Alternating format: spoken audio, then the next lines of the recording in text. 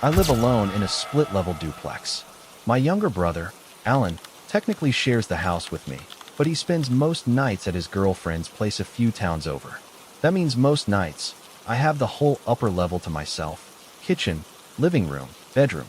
I don't usually mind being alone. I'm 30 years old, too old to be scared of the dark or the creaks and groans of an old house settling at night.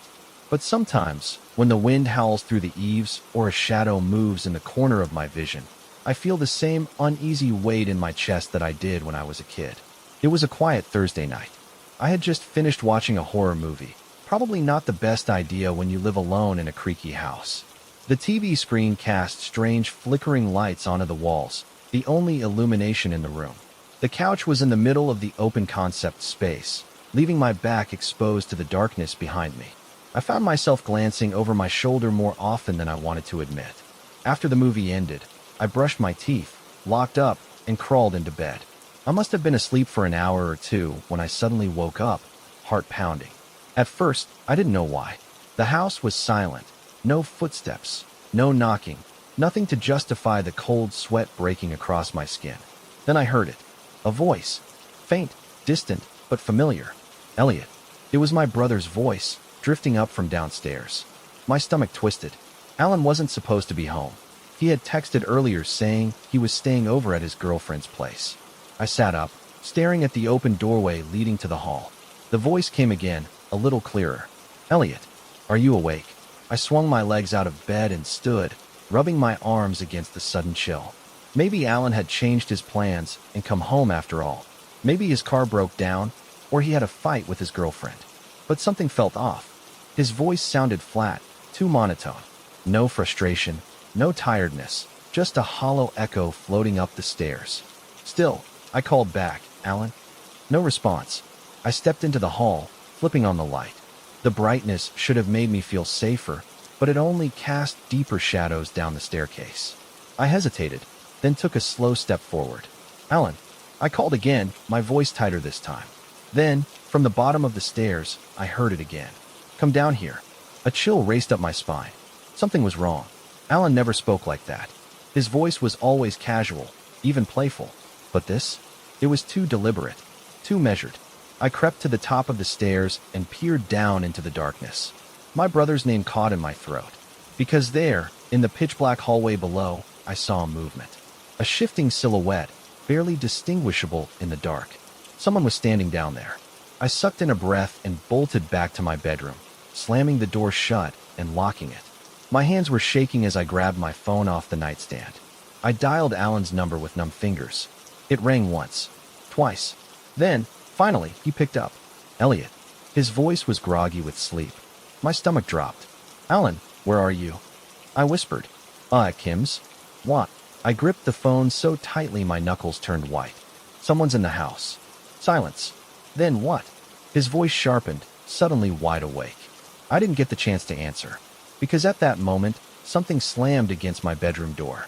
I choked on a scream, stumbling back as the wood rattled in its frame. The doorknob jiggled violently, twisting back and forth. Elliot. Alan was still on the phone, but I couldn't focus on his voice. Something was outside my door. I turned off my phone screen, my breath coming in shallow gasps. The rattling stopped. Silence. Then, through the thin wooden door, I heard it again. Elliot. It was my brother's voice. But now it was wrong. Distorted. Dragged out syllables. Too deep. Too hollow. The air in the room grew suffocating. My vision blurred at the edges as I pressed my back against the wall, too afraid to breathe. The knob turned one last time, slowly, deliberately. Then, the footsteps retreated. I sat there for what felt like hours, every sound magnified in the oppressive silence. Eventually, my phone vibrated in my hand. Alan was still on the line. Elliot, get out of the house. Now. I didn't need to be told twice. I yanked open my bedroom window, climbed onto the roof, and dropped down into the backyard. I ran barefoot across the lawn, the cold grass numbing my feet, and didn't stop until I reached the street. I called the police from a neighbor's porch. When they arrived and searched the house, they found nothing. No signs of forced entry. No footprints in the dust downstairs.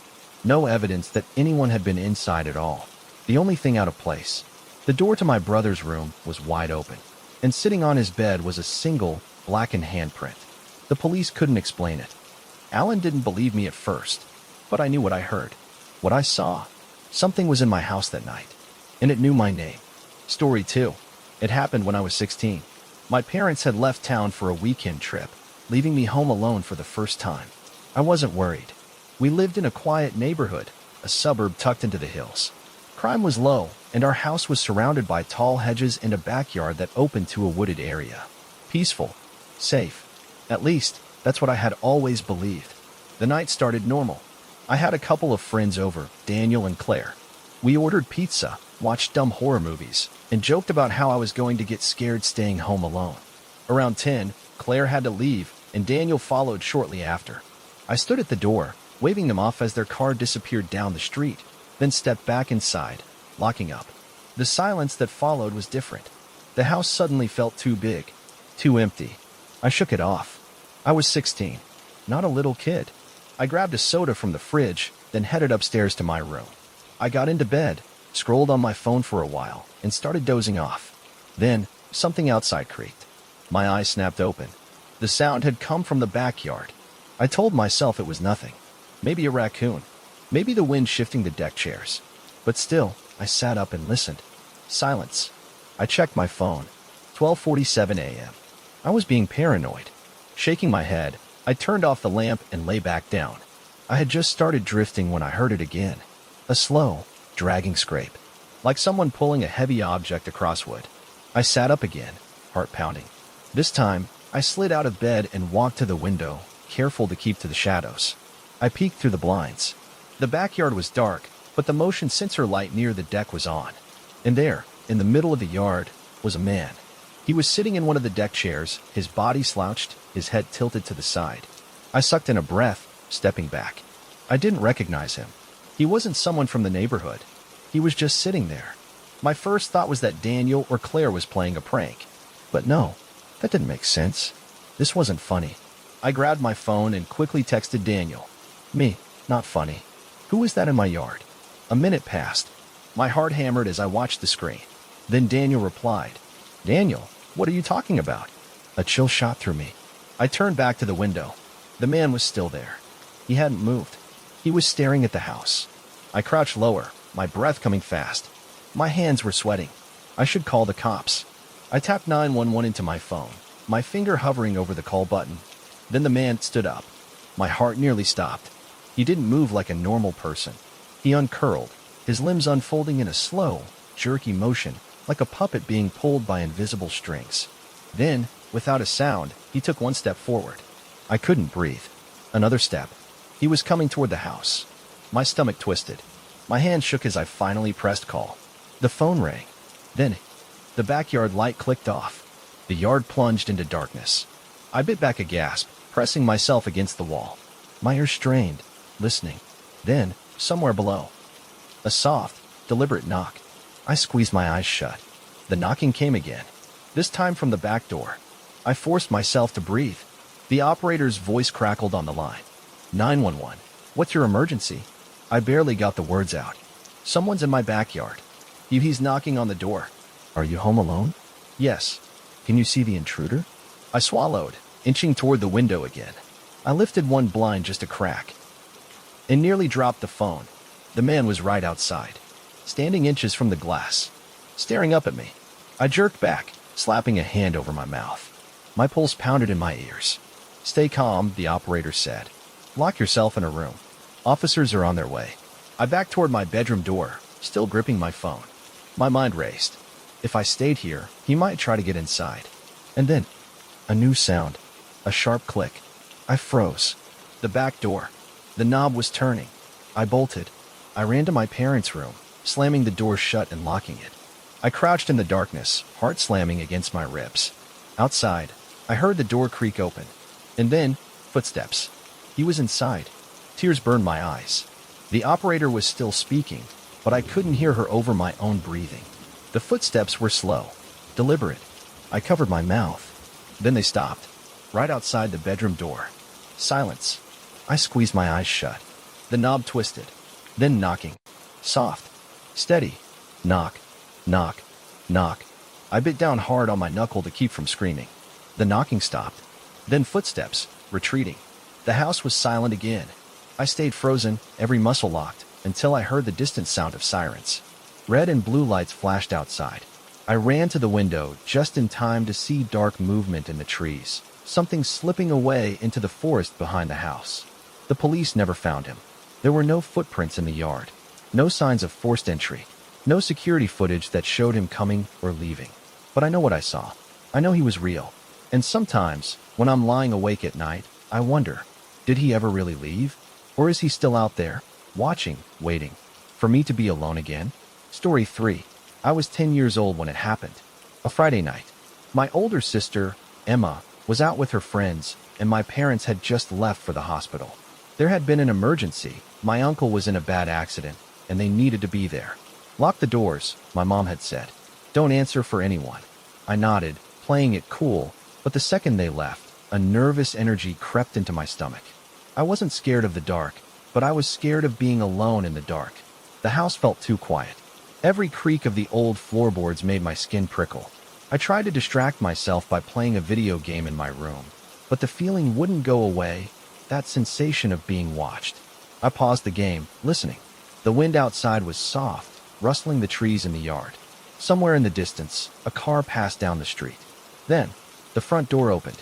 I froze. I hadn't imagined it. I heard the faint creak, the subtle click of the latch catching. Footsteps. Multiple sets of them. Someone had just walked into my house. I sucked in a breath, my mind racing. Had my parents come back? No, they wouldn't have left the door open. I crept toward my bedroom door and pressed my ear against it. The footsteps continued. Slow. Deliberate. Not my parents. My stomach clenched. I peeked through the crack between the door and the frame, holding my breath. 3 people stood in the dim light of the living room. Tall figures. Not moving. Just standing there. I couldn't see their faces. The darkness stretched their shadows across the walls, making them look even taller, like figures from a nightmare. I stepped back, my heart hammering. I needed to hide. The closet. I tiptoed across my room, as quiet as I could. The floor creaked beneath my weight. I stopped breathing. Did they hear that? A long moment passed. The only sound was the pounding in my ears. Then, a soft click. The sound of a light switch flipping. The living room light flickered on. I swallowed hard, glancing toward my door again. The shadows shifted. They were moving. I darted into the closet, closing the door behind me. I barely had time to settle behind the stacks of old winter coats before I heard it. My bedroom door opening. The footsteps entered my room. They were here.